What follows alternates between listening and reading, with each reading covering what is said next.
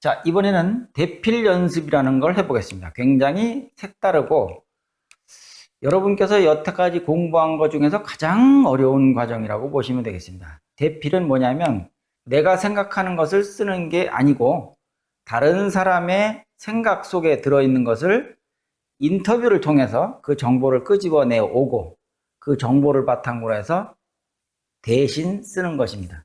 대필을 잘 하기 위해서는 문장력이 일단 받쳐줘야 되겠죠. 그리고 이야기를 끌어나가는 스토리텔링 기법, 그리고 글과 글을 연결해 나가는 그 기법까지 다 익히고 있어야 합니다. 그렇기 때문에 대필은 좀 어렵다고 볼 수가 있겠죠. 대필을 하기 위해서는 의뢰인을 만나서 그분으로부터 이야기를 듣고 거기서 정보를 얻어내야겠죠. 그 정보를 모아놓은 것이 이 9가지라고 보시면 되겠고요. 하나의 예입니다. 여러분에게 설명하기 위한 예를 이렇게 들었습니다. 그리고 이 중간중간에는 또 다른 이야기들이 들어있는데 그것을 제가 다 설명하기는 좀 어렵고, 어쨌든 인터뷰를 통해서 찾아낸 정보들이 이것이다 라고 생각하시고 여기다가 살을 붙여서 글을 만들어내는 겁니다. 그러니까 창작에 가깝게 되겠죠. 상당히 어려운 수준의 글이라고 볼 수가 있겠습니다.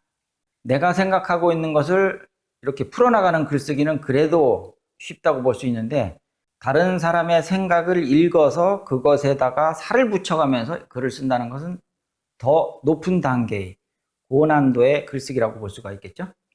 제가 인터뷰에서 모아놓은 자료를 먼저 보여드리고 이것을 가지고 어떤 글을 쓸 것인지 그걸 같이 한번 생각해 보겠습니다. 첫 번째, 1985년 9월 20일 이산가족 찾기 프로그램을 통해서 가족을 만났다. 당시 국민들 대다수가 이산가족 방송을 시청했고 낮에도 방송하고 저녁에도 집중 방송을 했다. 큰 도화지에 가족 이름을 써서 몸 앞뒤에 두르고 소송이는 사람들도 그 당시에는 많았다. 세계의 언론들도 앞다투어 보도를 했고 1차 상봉 때는 인원을 50명으로 제한했다. 그 다음에 윤송, 이 이야기의 주인공입니다. 본명은 창석인데 지금 호를 쓴 것입니다. 윤송은 부모님이 돌아가셨다는 소식을 북의 가족들로부터 들었다. 윤송은 방송에서 카메라 플래시를 최초로 받은 사람이었다.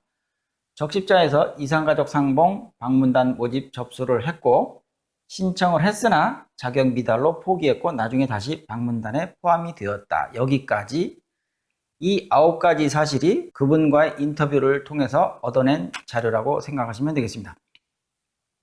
자, 여러분이 이렇게 의뢰인을 만나서 인터뷰를 해서 자료를 만들었다. 그 다음엔 어떻게 해야 되느냐? 글을 써야겠죠. 살을 붙여가면서 창작한다고 보시면 되겠습니다. 자, 제가 쓴 문장을 한번 보여드리겠습니다.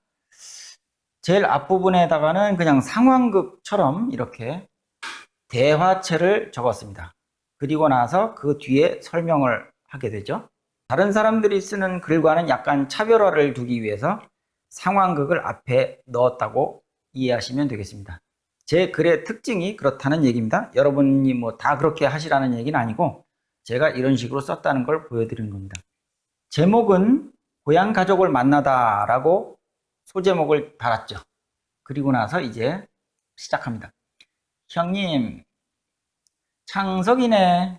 네가 정말 창석이 맞네? 네, 제가 형님 동생 창석이 맞습니다. 야, 살다 보니 이렇게 만나는 날도 있구나. 하나님이 도우셨습니다. 평생 한번 못 볼 줄 알았습니다. 하나님은 무슨 하나님이네. 귀대하신 수령님 덕분이지.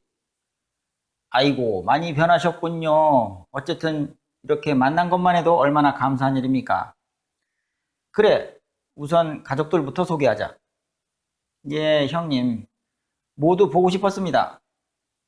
아버님, 어머님은 돌아가셨고, 내 형수와 함께 왔다.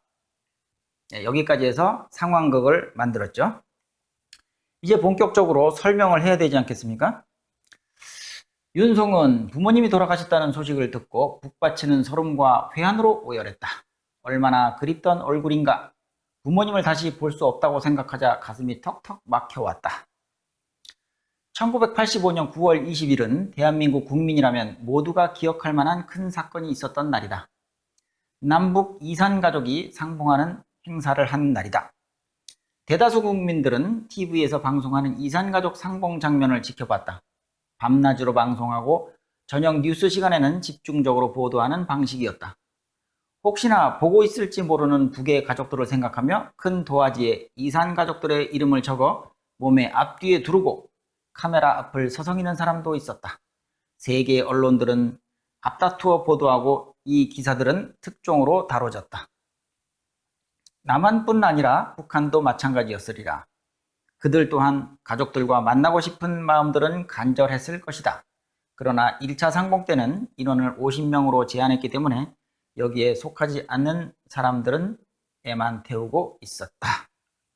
자, 이렇게 서술을 했고요.